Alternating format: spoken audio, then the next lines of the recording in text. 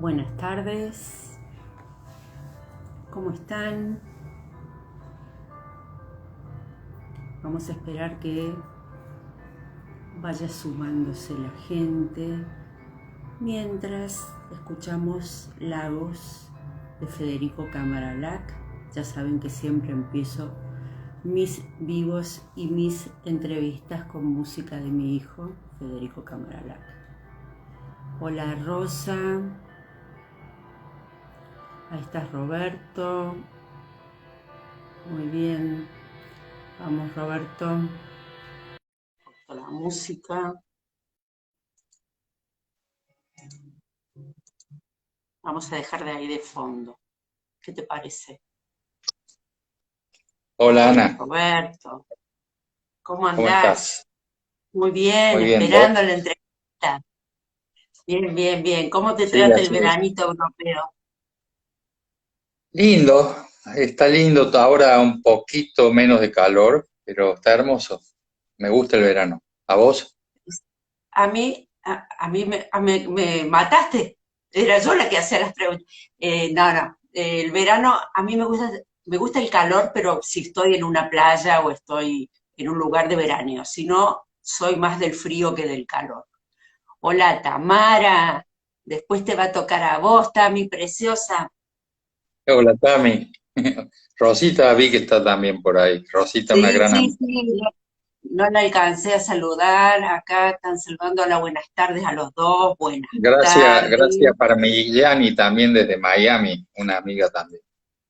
Bien, bueno, vamos por de todo el mundo van a entrar acá. Me encanta eso. Gracias, estás. Bueno, ay, Rosa. Bien. Roberto, ¿cómo estás? ¿Estás Sí, bien? ¿Tranqui? sí, bien, bien, tranquilo, sí. Bien. Bien, qué lindo verlos a Sí, los muy dos, bien. dice Tami. Hola Ana, hola Robert, hola Chicha, nos acompaña, divina la Chicha, entrevista, Chicha Osorio, hola Chicha, divina. ¿cómo Tenés que ver estás? la entrevista que le hice a ella, es una divinura. Qué mujer Sí, que me encantó entrevistar. Y más que tremenda mujer, la entrevistar, quiero mucho. La quiero mucho. Ella sí, me entrevistó a mí en su programa de televisión hace un tiempo ya. sí, lo vi. Vi todo lo Ahí que está pude. Anita Green. A ver, cuánta Bueno, gente. Vi todo lo que pude. Hola Beatriz. Bueno, ok. A medida que vaya subiendo la gente, yo te voy a ir avisando, Robert, para que contestes si hay alguna pregunta y demás. Yo en general tengo una serie de preguntas que hago para guiar la conversación, pero en general siempre se va un poco por las ramas. sí, Pero vamos a aparte vos empezar, me pregunté algo y me dijiste que preguntabas vos, pero antes me dijiste que íbamos a conversar, así que charlamos. vamos a conversar, pero algunas preguntas tengo que hacer. Vamos a Pero empezar por claro, ahí.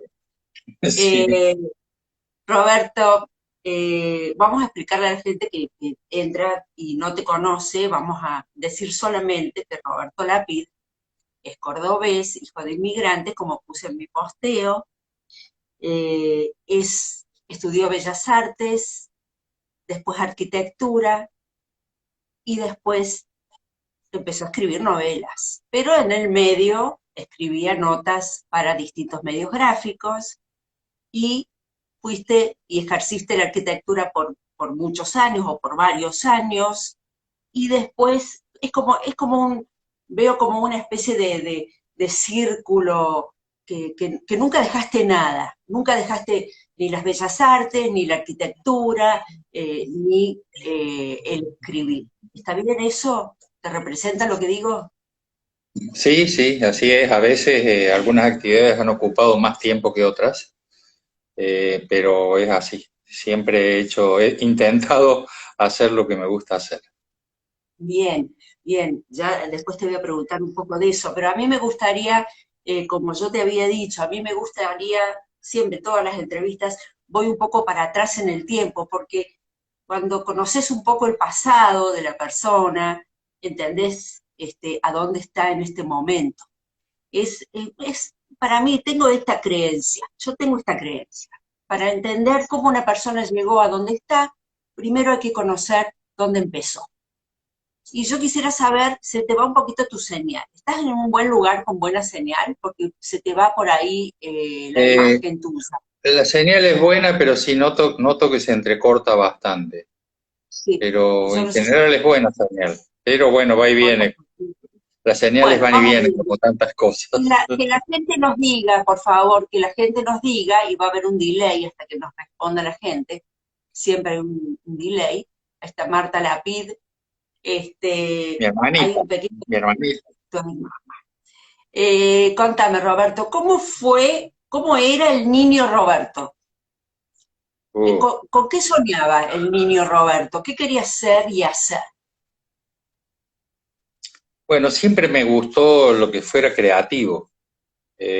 Era un niño un poco travieso, daba un poquito de problemas en casa, ahí está mi hermana de testigo, eh, un poco inquieto, pero siempre me gustaron las cosas creativas. De chico me mandaron a estudiar pintura cerca de mi casa. Tengo, tengo una anécdota con eso que después te la cuento. Eh, y bueno, así se fueron dando las cosas. Leía mucho también, leía muchísimo. Mi mamá era muy lectora, mi papá le gustaba escribir. En mi casa había una biblioteca y a mí me gustaba hurgar y leer. Ahí leí los primeros libros. Después mi madre me traía de una biblioteca, la Biblioteca Córdoba, que ella estaba asociada, y me iba trayendo libritos. Y después me prestaban amigos. Así que ¿Cuántos libros leía, tenés? dibujaba, pintaba y ahí se me fue dando la... Cuando iba al secundario me acuerdo que le decía a mis compañeros, me había conseguido una lapicera de tinta negra, que no era muy habitual, y le decía a mis compañeros, te hago tu casa, y les dibujaba el planito, sin saber hacerlo, con una regla nomás en el papel. Así que bueno, creo que todo eso fue decantando en lo que después hice, ¿no? Bien. ¿Te acordás cuál fue el primer libro que leíste? Sí, mira, creo que era un libro de unas aventuras de un niño, de una autora chilena que no recuerdo el nombre, pero el libro se llamaba Papelucho. Era una serie, eran varios libritos de Bien, un chico de unos 8 o 9 años que expresaba lo que le gustaba hacer y era muy bien. divertido. Y después empecé a leer las historias de Los Tres Mosqueteros, Emilio Salgari, Sandokan, el Tigre de la Malasia, me leí toda la colección, eso era de mi cuñado Alberto y él me los iba trayendo y cada vez que yo terminaba uno se lo devolvía, me traía el otro. Y, Bien. y bueno, después ya empecé a leer algunos libros de Howard Fast, Mis Gloriosos Hermanos, los libros de la biblioteca, había novelas de Cronin, de Carmen Laforet, y me encantaba leerlas. Hasta me leía algunas historias de la enciclopedia. Me miraban raro algunos amigos. Bueno, bueno, está muy bien, está muy bien. ¿Y alguno de esos te marcó así como decir, bueno, yo quiero escribir como Howard Fast o como Cronin, o me gustaría escribir? ¿Te veías como escritor o todavía no te No, veías como escritor? no, para nada, para nada. Me llegaban fuerte algunas historias de Howard Fast por las historias en sí mismo. Él escribía novelas históricas eh, y, y las historias eran historias fuertes, historias verdaderas. Sí, Y por un lado. Por otro lado, por ejemplo, Cronin o Laforet escribían mucho sobre la condición humana, historias personales. No eran historias verdaderas, pero profundizaban mucho en historias de personas, simplemente. Y bueno, no sé, quizás es una casualidad, vos me dejás pensando ahora, yo hoy escribo novelas históricas que están basadas en casos reales, así que a lo mejor algo tiene que ver. sí, en una de esas. Por eso que vamos para atrás y ahora venimos un poquito más adelante. Eh, ¿Cuándo empezaste verdaderamente a escuchar las historias que se contaban en tu familia sobre tu familia en Bielorrusia? O sea, Eh, ¿cuándo vos las escuchabas como una especie de, pero cuándo verdaderamente las escuchaste con curiosidad? Mira, mi padre y su hermana, que llegaron de pequeños a Argentina, hablaban mucho. El pueblo donde ellos nacieron se llama Disna, hoy está en Bielorrusia, pero era Polonia antes. Y ellos hablaban muchísimo en la mesa familiar, en las reuniones, sobre este lugar. Contaban muchísimas anécdotas, muchas cosas que habían vivido ellos allá en su infancia. También, bueno, ellos hablaban entre ellos en yiddish, a veces cantaban algunas canciones y temas. Era algo muy conversado, por un lado. Por otro lado, por lo menos a mí, me despertaba una gran curiosidad. ¿Qué había sucedido con todo el resto de la familia que había quedado allá? Yo preguntaba eso y me decían, bueno, pasaron los nazis, no debe haber quedado nada, pero nunca una certeza, una pista, un nombre. Cada vez que aparecía en un periódico, por ejemplo, uno de los tíos de mi padre se llamaba Yosef Lapid, y había un periodista israelí que se llamaba así, que después fue ministro de Justicia, que es le decían Tommy, y es el papá del actual canciller israelí, de Yair Lapid. Ajá. Bueno, y cuando yo veía que en algunos diarios que me llegaban, veía alguna noticia firmada por él, decía que debe ser el tío perdido, ¿me entiendes? O sea, había toda una nebulosa y una situación dentro de toda esa trama de no saber qué había pasado. El pueblito había quedado del lado de la Unión Soviética, atrás de la cortina de hierro, era muy difícil saber cualquier cosa. Recuerdo que un amigo de mi padre viajó a Polonia y él le encargó averiguar, y cuando volvió dijo, mira, tu pueblo no existe. Claro, no existía en Polonia porque había quedado del otro lado. Este, Claro.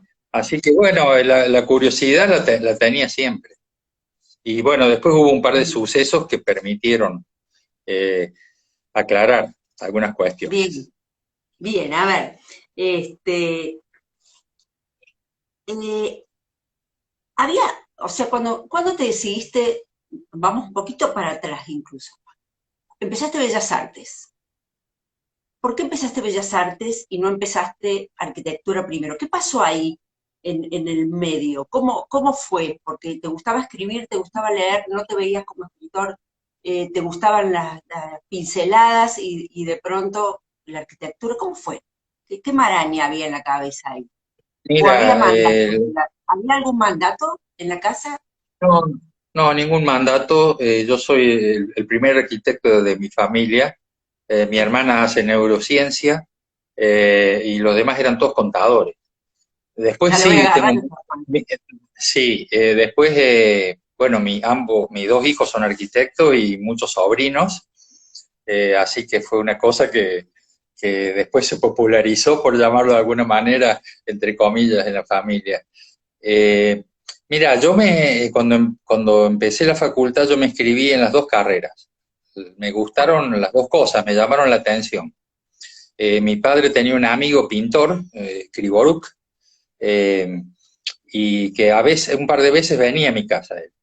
Y él era profesor en la facultad, en la Escuela Figueroa Alcorta, la Escuela Provincial de Bellas Artes. Y yo hacía algunos dibujos y pinturas y me decía, tenés que venir. Entonces fui y me presenté, había un examen de ingreso y llamativamente aprobé el examen, no sé por qué. Y empecé las dos carreras. Iba a la Facultad de Arquitectura, el primer año iba a la mañana y a Bellas Artes iba a la noche. Bueno, ¿qué pasó? Con el segundo año yo empecé a trabajar de dibujante en una constructora, entonces ya me era muy difícil hacer las dos carreras, entonces yo seguía con arquitectura, que iba a la tarde y a la noche, mayormente el turno noche, y Bellas Artes yo lo seguía haciendo de una manera intermitente, porque había lo que se llamaban los talleres libres, tanto allí en la Escuela Provincial como en la Universidad Nacional. Entonces cada vez que yo Sí, tenía tiempo, o por ahí llegaba el verano y tenía un mes y encontraba que había un curso, iba y lo hacía.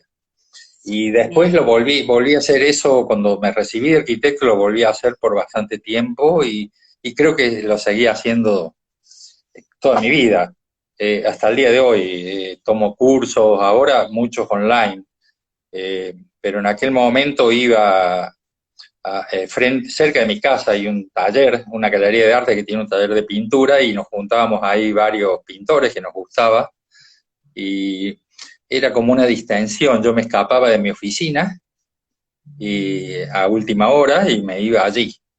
Y bueno, además era como un recreo, ¿no? Así que bueno, Claro, eso, ese, eso ese, da la impresión como que la pintura te daba más satisfacción y en la arquitectura, estoy interpretando, y eso no se hace, pero como que la arquitectura era lo que tenías que hacer para la vida y las bellas artes era lo que te daba como un hobby lindo, qué sé yo, o mira, placentero. claro, da la impresión, es verdad, porque es muy difícil vivir del arte, sobre todo en Claro. Argentina. Y la arquitectura ofrecía quizás un horizonte con mejores posibilidades. Pero en realidad tuve la suerte que a mí me gustó mucho. Me gustó mucho, sobre todo, bueno, yo hice el secundario, cuando terminé el secundario terminaba una de las dictaduras militares en Argentina, eh, donde había que ir a la escuela con el cabello muy corto, con la corbata bien puesta, con toda una serie de condicionantes. Y ese año se termina esa dictadura que era de el general Onganía. Entonces, cuando yo entré a la Facultad de Arquitectura, era un lío. De pronto un día yo fui a visitar y veía a los alumnos sentados arriba de los tableros de dibujo, que cada uno iba vestido como quería, y decía, esto no puede ser. Hasta había algunos con el pelo largo, lo cual en esa época era... Yo entré a la Facultad de Arquitectura y no me corté el pelo 3 años, me lo tuve que volver a cortar al pelo cuando vino la otra dictadura. Ujú. Entonces, me gustó esa parte, por decir, más libre, que era más desestructurada de la universidad. Y aparte me gustaba mucho la profesión, no era solamente un tema de decir, bueno, voy a hacer una mejor carrera en arquitectura, porque eso nunca se sabe. Pero sí, me gustaba mucho lo que estudiaba y me gustó mucho después ejercer la profesión. Una Bien. profesión muy difícil para empezar, para arrancar, pero bueno, una vez, varios años llevó y hice muchas otras cosas en el medio, hasta que pude levantar un poco de vuelo. Bien. Sí, a mí me da la sensación, como había escrito, que estabas como en una permanente búsqueda. Y en esa permanente búsqueda siempre se repite, y he escuchado muchas entrevistas tuyas, o todas las que pude tener acceso, y he leído notas, y siempre se repetía una palabra permanentemente, que es la palabra pasión. La palabra pasión te sale como sin querer, te sale en cualquier entrevista que te han hecho, te sale la palabra pasión. Entonces, mucho antes, he escuchado entrevistas desde antes de Pasión Imperfecta, antes, y yo decía, claro, tiene toda la lógica que finalmente un libro de él tenga la palabra pasión como título. Me pareció muy lógica. Antes que contestes, la chicha te está diciendo que las acuarelas yo las vi también, son muy lindas, sí, me consta, he visto tus acuarelas y son preciosas. Gracias a las dos, ¿Qué, a Ana y a Chicha. qué es la pasión para vos? Mira, a ver, la pasión es amar lo que estás haciendo. Eso a mí, por lo menos, me produce una adrenalina muy fuerte eh, con lo que yo hago. El tema de las acuarelas vino bastante con la pandemia, el encierro, que online hubo oportunidades que antes no había por las distancias. De pronto muchos grandes maestros acuarelistas empezaron a dar talleres y muchas galerías los convocaban, sobre todo una de Buenos Aires, y había ese acceso y esa posibilidad. Ahora, la pasión te genera adrenalina, y cada etapa, ya sea, te comenté esto de las clases online, porque toda actividad tiene distintas etapas. La acuarela tiene la etapa del aprendizaje, la etapa del hacer, la etapa de salir a pintar a la calle con un bolsito, que tiene esa ventaja la acuarela que te puede llevar todo en un bolsito. Y cada tarea tiene su etapa, también la escritura. Y a mí todas me apasionan, todas me generan adrenalina, son actividades que yo quiero, son actividades que yo las siento, yo no te puedo dar una explicación técnica del tema, no soy Bien. filósofo ni psicólogo ni mucho menos, pero me No arrastra, importa lo que me arrastra a sentís. hacerlo y es una vorágine, ¿me entendés? Una vez que yo entro en escribir o en investigar para una novela, es como que no puedo parar. Y ahí estoy. Bien, bien, fantástico. Yo te iba a preguntar, Disna, por ejemplo, que es tu primera novela, porque sé que has escrito otras cosas antes, pero Disna es tu primera novela. Te fuiste a Sí. Bielorrusia, eso lo has contado muchas veces, hiciste un montón de investigaciones. Ahora, mientras investigabas, escribías, o después que hiciste toda la investigación, te sentaste a recopilar lo que escribiste. ¿Cómo fue eso? Y otra pregunta que va de la mano de eso. ¿Disna fue un borrador primero o la escribiste y la mandaste a edición? Bueno, a ver, vamos por partes. No, en general, primero viene mucha investigación y después me siento a escribir.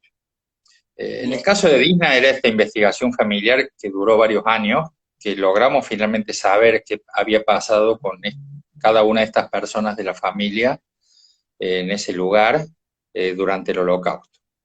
Eso llevó muchos años, en aquella época no había internet, y terminada esa investigación, por llamarla de esa manera, porque no lo veíamos de esa manera, era simplemente las ganas de saber, el ir buscando, encontrando personas, testigos, entrevistándolos.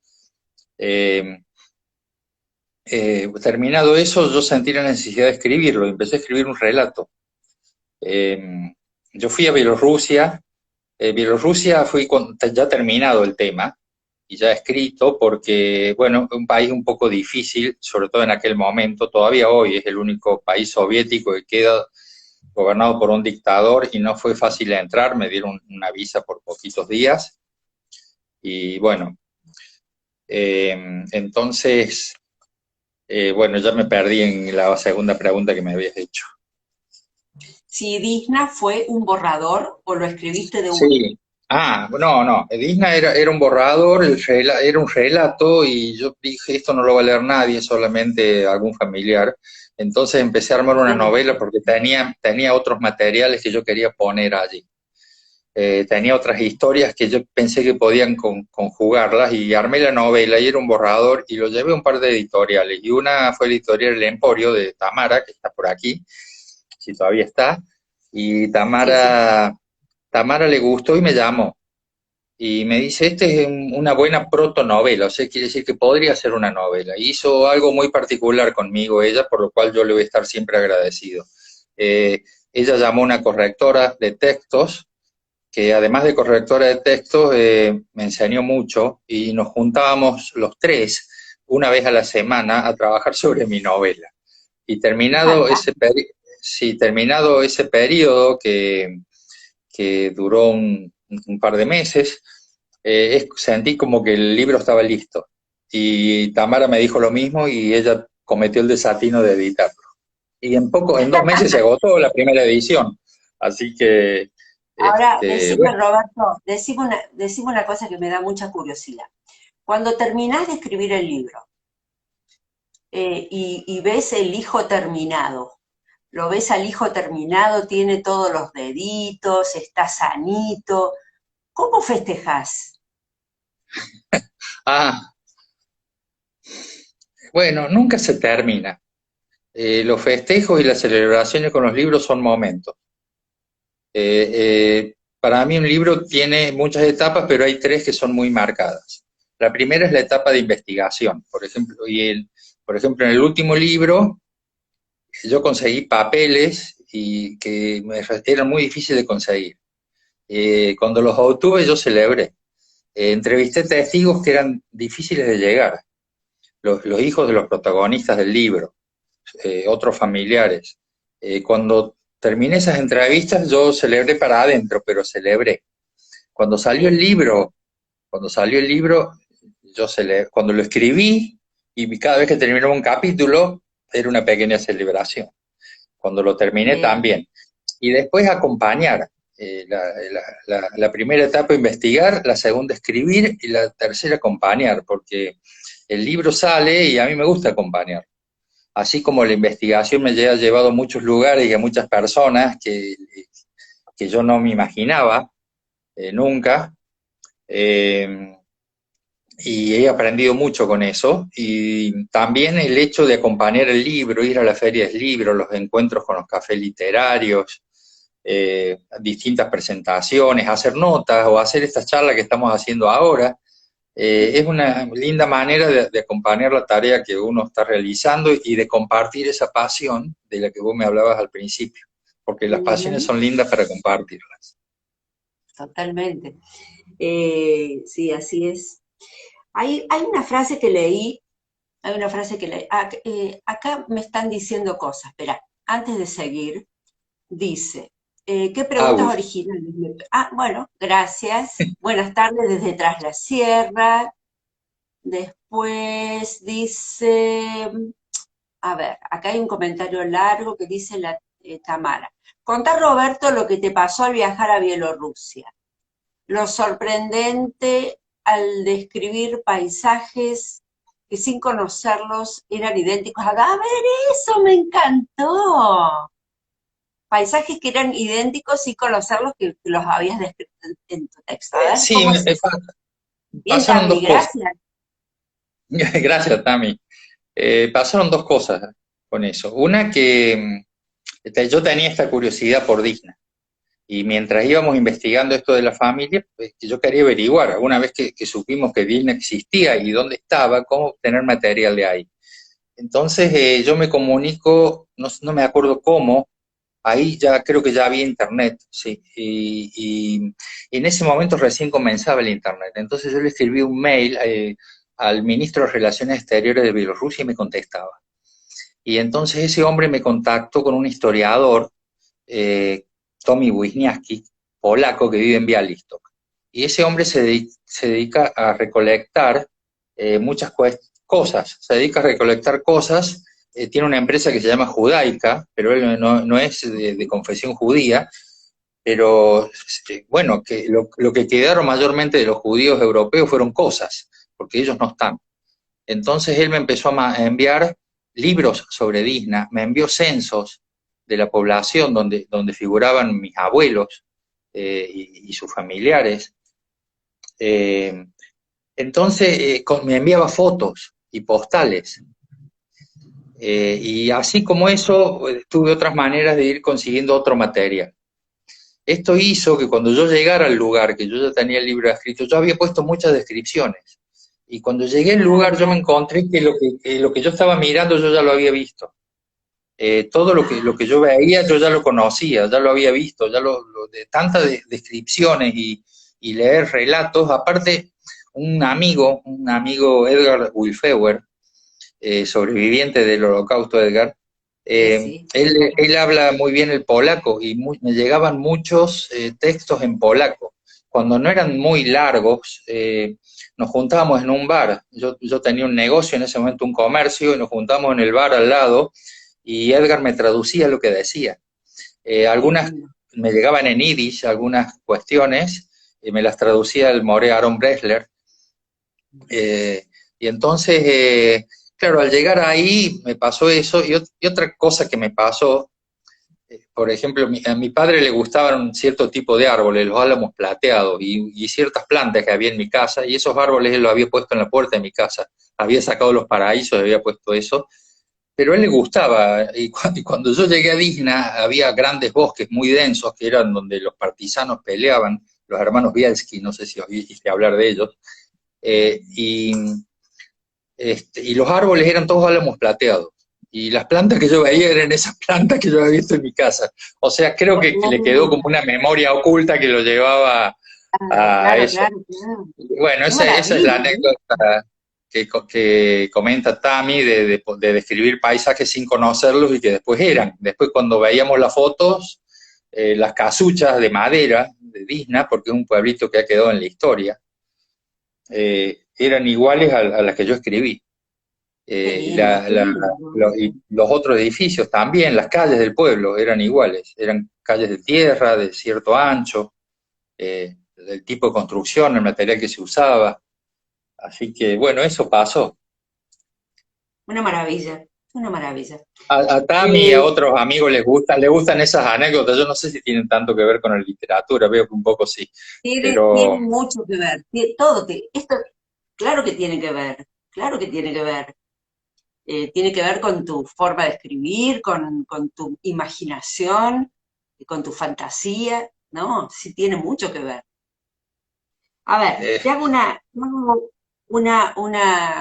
te leo una frase que dijo un escritor y vos me decís qué pensás de esta frase. Te la leo. dale. Ninguna persona sana mentalmente escribe. Acepta que formas parte, acepta que formas parte de un segmento de la población que convive durante semanas con personas imaginarias, en lugares imaginarios. Esa es nuestra magia. Y lo dice Jaume Cabré, que es un escritor catalán que anda por ahí, donde estás vos. Sí, ya, ¿Qué te parece esa frase? sí. Me encantó Eh, leer esa frase. Está buena, está buena. No sé, quizás sí somos insanos los que escribimos. Yo intento no serlo o no considerarme por lo menos. Pero sí, uno convive. A ver, en mi caso es un poquito distinto, porque yo tomo un caso de la realidad que a mí me llamó la atención en un momento histórico que me llama la atención. Entonces los personajes de fantasía que yo creo a veces son principales porque van llevando la historia, pero en realidad son secundarios, porque la Ajá, verdadera es la historia que sucedió y que claro, está plasmada en un lugar y en un tiempo determinado. Entonces no es tanto el tipo de novela donde uno puede, uno juega con todos los personajes, los inventas a todos y a cada uno le das un carácter y una personalidad, cosa que sí hago, porque yo creo que aunque sean personajes de ficción y que uno va creando, le tenés que dar un carácter y una personalidad y me encanta hacerlo. Me encanta bien, inventar un personaje, sí, sí, ya por ahí la frase. que sea un loser o que sea un campeón o Bien, una mujer que sea con los ovarios bien puestos, todo ese tipo de cuestiones, porque también son quizás cuestiones paralelas, pero hacen también a la historia que estás escribiendo. A algunos lectores bien. los enganchan, otros no, pero siempre te lleva de alguna manera al lugar donde apuntás un poco con el libro, con la historia. Bien, Sí, fantástico. sos filosa, Ana, para hacer preguntas, ¿eh? Por ahí da miedito a ver con qué No, vas a no, salir. no tengas miedo, no tengas miedo. Nada, es para que no se aburran Vamos con tanto lo que otro. nos escuchan. Claro, no, no, no se aburre, nadie se aburre. A ver, acá dice Blog by Agus, yo vi la entrevista que ella te hizo, que ella te hizo la entrevista primero, y yo le dije que ella sabía, por eso que puso una carita linda. Tamara se mata de risa. No sé qué quedó pendiente, Agus. No sé qué quedó pendiente con Roberto. Eso será cuestión de Agus con Roberto. No lo sé. Bueno, ok. Vamos a seguir. Igual me llegó Cucar. Eso es lo que dice Agus. Bien. Vamos a No, seguir yo no con leo acá. nada, pido disculpas, pero a mí no me están saliendo los textos. No, no, yo te Así leo, que por no. eso yo te leo lo que van diciendo. Ahí le pregunto a Agus, ahí le pregunto. Para no te me adelantes, Agus. Eh, Hablamos de valores y me dijiste que uno de tus valores fundamentales es valorar la vida y el tikkun olam, que obviamente tuve que ir a buscar tikkun olam porque me hebreo, ¿viste? Bueno, pero me gustó muchísimo. Hola Juanita, fíjate, ¿cómo te va? Este, valorar la vida. ¿Por qué valorar la vida? ¿Qué te ha pasado? ¿Qué te ha pasado que se transforma el valorar la vida en una cosa como fundamental? Yo sé que todos valoramos la vida, pero lo tiraste rapidísimo. Bueno, por dos motivos. O sea, yo no soy una persona religiosa, pero sé que en varias religiones, en el judaísmo, también en el cristianismo, hay muchos preceptos que arrojan valores, valores de vida determinados. Pero el valor principal es valorar la vida porque es lo principal que tenemos. Sin vida no hay nada, pero no solamente la vida propia o la vida de nuestros semejantes, la vida en general, la vida del mar, de la tierra, del aire, de los animales, de las plantas, porque Tikkun Olam. el Tikkun Olam es otra cosa para mí. Entonces, todos los humanos estamos haciendo bastante desastre con nuestro planeta, y si no valoramos esa vida y el resto de las vidas, vamos muy mal. O sea, en algún momento hay que hacer un clic, un cambio y empezar, aunque sea, a mejorar un poquito, ¿no? Y creo que cada uno, ahí va el Tikkun Olam. Tikkun Olam es un precepto hebreo que quiere decir mejorar el mundo. Es como una cierta obligación que tendría cada persona de hacer algo por el bien de los demás, algo para mejorar el mundo, que puede ser una vez en la vida o puede ser todos los días, puede ser algo grande o puede ser algo pequeño, pero algo desinteresado, sin pensar en obtener ninguna recompensa, para mejorar el mundo, y al final la recompensa la tenés, porque hacer algo para el bien te hace bien. Y eso es con el Tikkun Olam mejorar el mundo, y ahí viene también, esto se empalma con los valores de la vida. En varias religiones, en el judaísmo también, por ejemplo, la Torah tiene 613 preceptos que la gente muy religiosa debe respetar para ser un hombre justo, dice la Torah, o una mujer. Entonces, tenés que respetar eso. Pero, cuando está en riesgo la vida, podés no respetar ninguno. Entonces, es como que dentro de las escalas de valores de distintas filosofías y creencias, es como que siempre el valor de la vida, y te repito, no solamente de la nuestra o de los semejantes, sino de nuestro mundo, es lo más importante. ¿Alguna vez tuviste que hacer algo en contra de esos preceptos para preservar alguna vida? No me ha tocado. Sí, como todos he tenido pérdidas desde pequeño, entonces yo creo que eso te hace valorar algunos aspectos de la vida de una manera particular. Bien, bueno. De todos los personajes, yo sé que hay en tus tres novelas, yo sé que hay una cuarta ahí dando vuelta, que la van a editar ahí en España, ¿verdad? Si no me equivoco, la edita la Tami también. Sí. ¿Cómo es la cosa ahí? No, Eso porque en alguien me España. preguntó qué estás escribiendo en este momento. Sé que hay vamos a nombrar los tres libros. Este me encanta, me está atrapando mal, mal. Soy jodida con los libros. Disna, el Enigma Ways, o Ways, y Pasión Imperfecta. Me encanta porque, no sé, ya. A mí me gustaría saber otra cosa. Me gustaría saber, de todos los personajes de tus tres novelas, ¿con qué reales o imaginarios, de todos los personajes de tus tres novelas, con el libro sobre la vida de Roberto Lápid? Espérate un poco, todavía no. No se apuren, pero tenés fanáticos acá, Roberto, ya quieren la- pero déjalo que cumpla más años. Deben estar bromeando, deben estar bromeando. Pero escuchame, déjalo que cumpla un poco más de años, es joven todavía como para escribir la vida. Bueno, de todos los personajes de tus novelas, ¿con cuál de esos personajes te enamorarías? Ah, Real, si fuera real, vos pensaste que te iba a preguntar con cuál te identificas, no. ¿Con cuál de todos esos personajes, si fuera real, vos te enamorarías? Hombre o mujer, ¿eh? bueno, Ojo, que acá. en el primer libro hay a un personaje femenino que es de fantasía, pero está basado en un personaje real, eh, Ajá. que, digamos, fantasiosamente, digamos, podría ser un amor.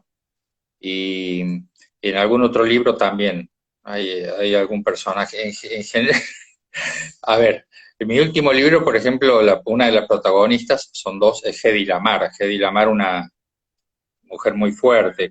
Yo creo que si enamorarse de una mujer así es para sufrir mucho. Claro, Entonces, por más que la admire a Hedy Lamarr, por todo, no solo lo que ha hecho como actriz y por su vida y por sus inventos, no me gustaría estar con una mujer así, ¿no? Y me ha pasado, claro. después, bueno, la novela que en realidad hay una novela terminada que sí está para publicar acá y tiene un personaje que es una mujer que es un poco espía, es ella, por ciertas circunstancias, y bueno, tampoco me gustaría compartir mis tiempos con una Me mujer así, imagino, algo claro, más. Todo, creo que claro, todos claro. buscamos, lo que no estamos Pero la metidos en primera, nada, en nada de ese la tipo, primera, buscamos algo más tranquilo, que ansiamos, queremos, no sé.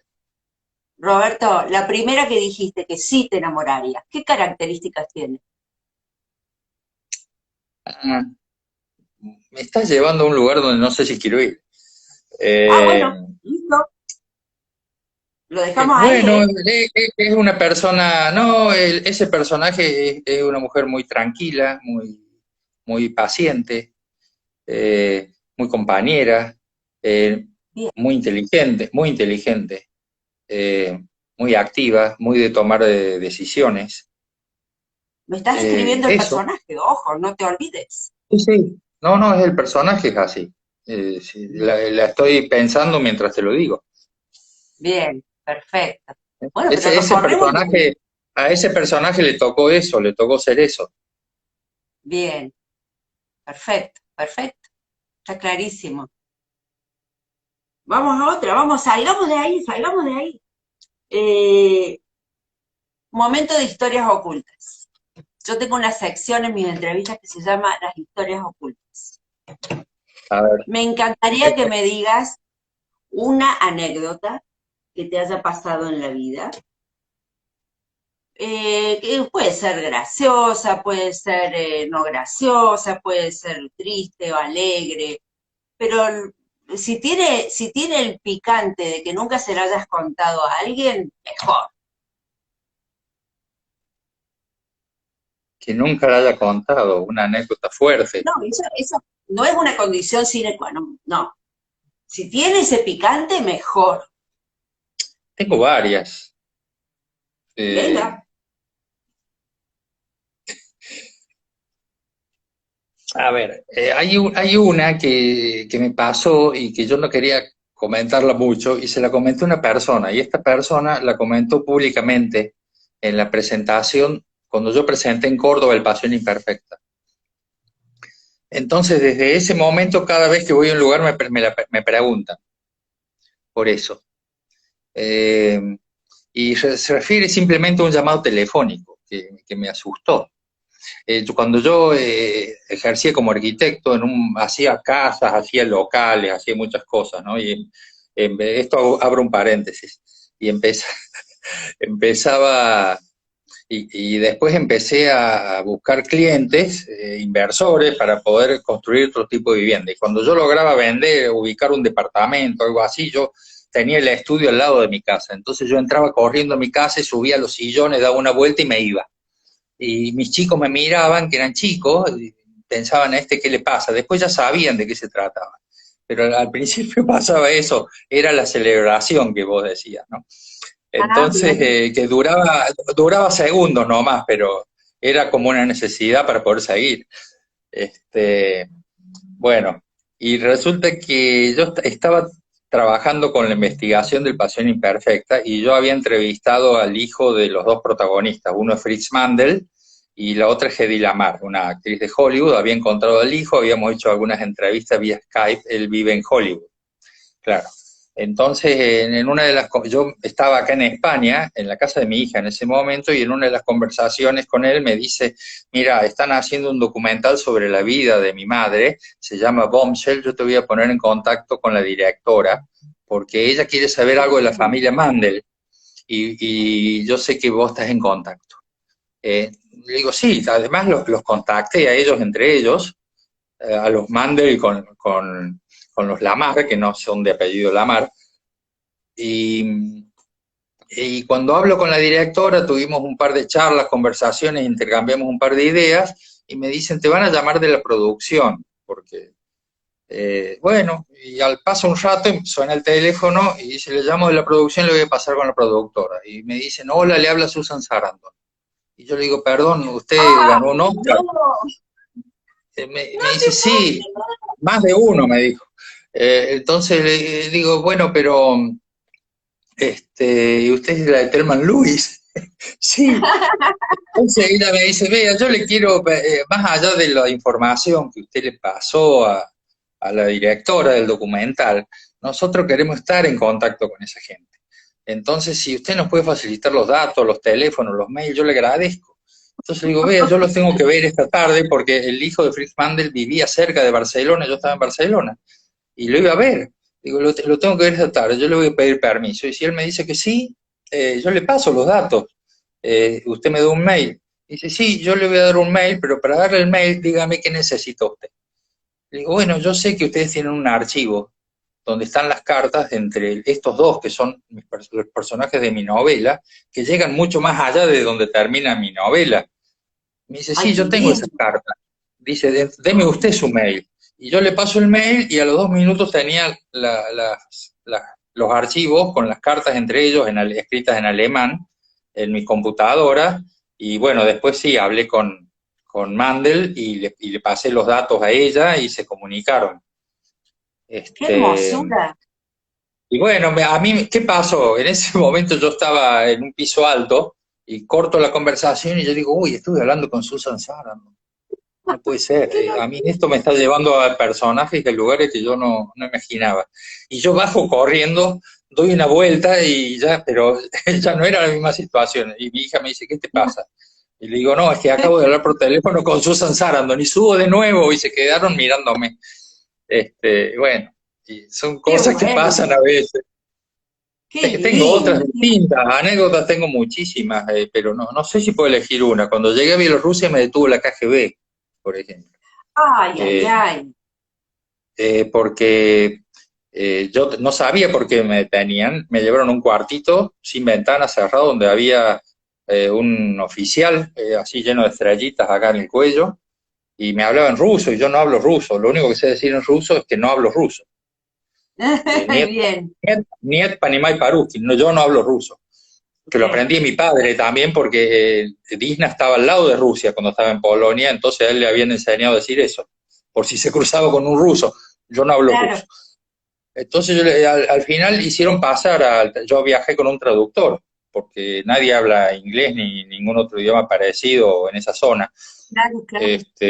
Y yo viajaba con un chofer que era traductor a la vez, y el pobre muchacho transpiraba mal porque él también estaba detenido. Yo estaba tranquilo porque yo no había hecho nada. Era que, claro, yo había pedido la visa en la Embajada de Bielorrusia en Buenos Aires y se ve que no mucha gente pedía visa y yo había viajado, era difícil llegar, no había vuelos en ese momento, había viajado a Vilna, que es en Lituania al lado, y había entrado en coche por el norte y nadie entraba ahí con ese de Argentina, por lo menos. Entonces el papel con el que me habían hecho la visa y la tipografía no era la que ellos estaban usando. Entonces Ajá, las preguntas del oficial era si la visa la había hecho una agencia de viaje, un gestor, algún chantas, creían que era falsa. Entonces yo le dije, no, a mí la visa claro. fui muchas veces a la embajada, porque cada vez que iba me pedían un papel nuevo, decirle eso. Bueno, y me atendió un señor cónsul que se llama Sergey, llámelo.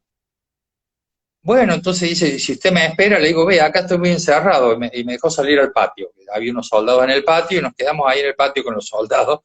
Y pasaron 2 horas y pico. Entrar a Bielorrusia te lleva 6, 7 horas de trámite. Pero le tuvimos que agregar un par de horas más. Y cuando vino nos explicó el tema del papel. Y le digo, ¿está todo claro? Me dice, sí, hablé con Sergey y dijo. Y nos dejó Bien. pasar. Pero fue toda una experiencia esa y muchas otras en ese lugar. Todos eran Pero eso informantes, es nos parte de la seguían por todos experiencia del lados. libro.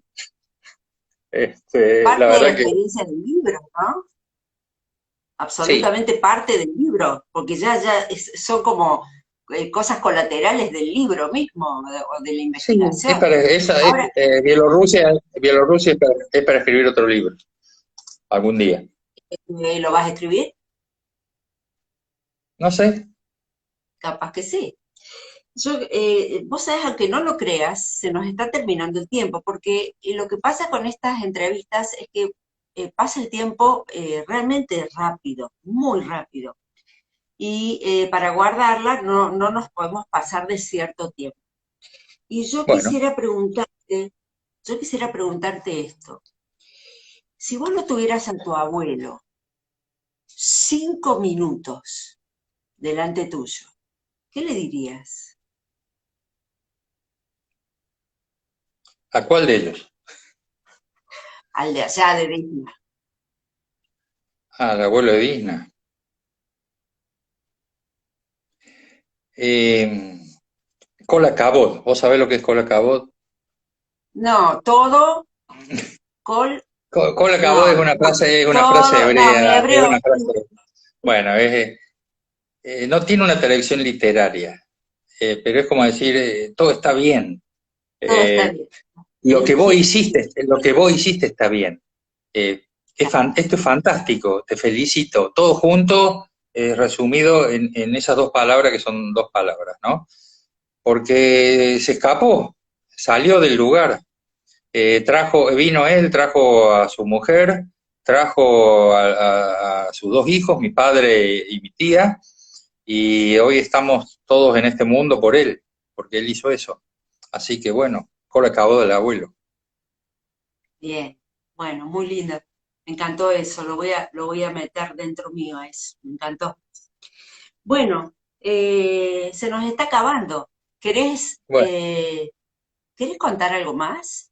¿Te gustaría contar algo más? Qué te nacería en este momento que tenemos 5 minutos?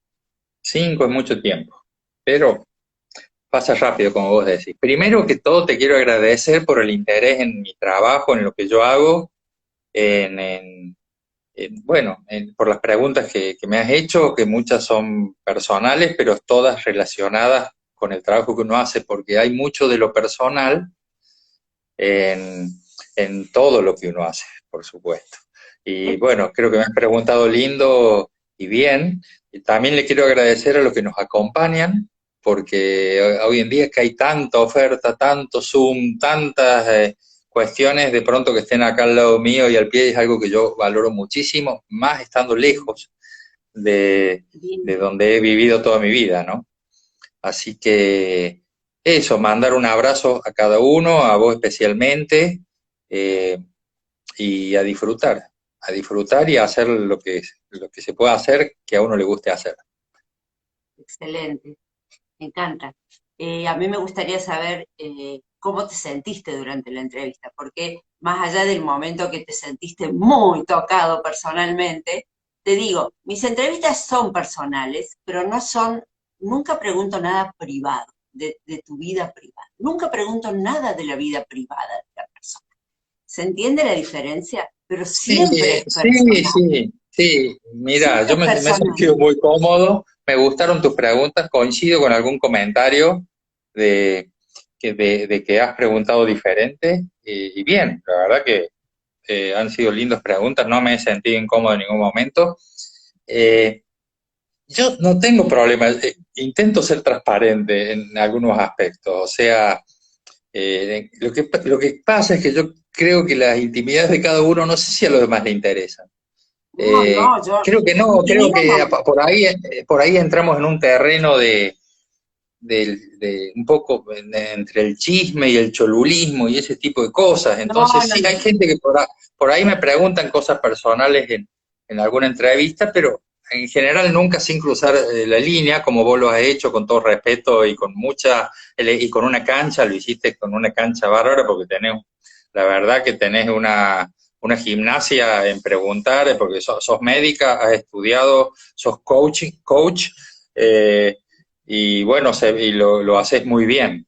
Entonces, vos tenés Gracias. esa capacidad de preguntar para sacar lo que querés sacar, creo, y lo que puede No, pero interesar. no era mi, no era mi intención. No, No era mi, yo sé, a mí, no, no, no en el mal sentido. mi intención no, era posta, era saber cómo es un personaje del que vos te enamorarías. O sea, es simple y llanamente eso. no llevarlo al terreno, mirá cómo te ríes, Me da no vergüenza. llevarlo a ningún terreno, Me da a vergüenza, Ana, ningún terreno. me da pudor hablar de eso, No, no, que ¿entendés? no pregunto, yo no pregunto cosas, no era mi intención, realmente no era mi intención de llevarlo a Ah, esos lugares, porque no lo hago nunca, jamás. yo En sé, ninguna de yo mis lo sé. entrevistas, no, jamás, jamás. Yo me sentí genial, a mí me encanta. Me alegro. Este, Bueno, me alegro si te has divertido y se han divertido todos. A veces la eh, literatura es tan acartonada que hay que moverse un poco, ¿no? Sacudir un Bien, poco no, la no, estantería. esto está buenísimo. Tu libro me está pareciendo hermosísimo. Hay un buen equilibrio entre la descripción de los personajes y son personajes que cautivan. Me encanta lo que llevo leído, me encanta el equilibrio que hay en todo. Así que eso para mí es sumamente importante porque a veces los libros, viste, tiene que pasar mucho tiempo, engancha, pero no, te enganchas desde el principio. O sea, fuiste muy buen escritor para que yo me enganche desde la primera hoja, desde la primera Bueno, página. Y eso no es me alegro. fácil de lograr. No es fácil de lograr, no conmigo en general, no es fácil de lograr. Mucha gente lee las primeras páginas y lo deja porque se fue en descripciones o se fue por las ramas y no lo atrapó. Y acá con acción hay que atrapar. Y vos lo hiciste. Así que te Gracias, felicito por gracias. eso. Muchas gracias. Y por último, la último minuto. ¿Qué te llevas? Decime una palabra que te llevas de esta entrevista.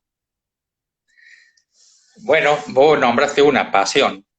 Hemos hablado con pasión, vos has preguntado con pasión, has comentado con pasión y yo intento ponerlo en mi charla, en lo que hago, cuando escribo, No, cuando ando. sí. Así que digamos que me llevo eso y afecto, porque se ha sentido el afecto de algunos mensajes que me has comentado Sí, y el sí, tuyo también, Ana. Así que muchas gracias. sí, Sos una totalmente. persona muy cálida, así que cuando me dijiste de hacer esta charla, enseguida te dije que sí, porque ya sabía eso. Bueno, gracias por aceptar. Gracias a todos los que han estado. La Chicha dice que linda charla. Gracias, Chicha, por estar. Bueno, a Eso, todos, chica. Tami. Después nos pasan el feedback. Bellísima nota, me encanta. Bueno, Roberto, te mando un beso enorme.